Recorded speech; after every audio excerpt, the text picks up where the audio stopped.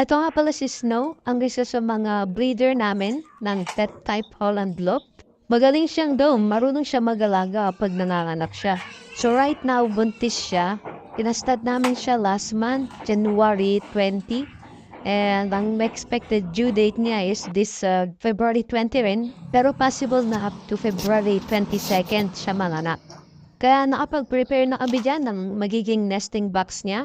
Ito ang nabili namin online na napakatibay. Ilang beses na namin yan nagagamit tuwing may nanganganak na rabbit sa amin. Maganda nga dito sa nesting box na nabili namin is marami siyang butas. So yung airflow is tuloy-tuloy lang siya para sa mga kids. And last time na pinapa ko yung tiyan niya is possible na 4 yung magiging anak niya. Pero hindi pa rin sigurado. Pinastad na namin sila sa color blue na isa naming Holland Loop. So, nakaka-excite kung anong magiging kakalabasan. Magiging broken blue ba or magiging solid blue?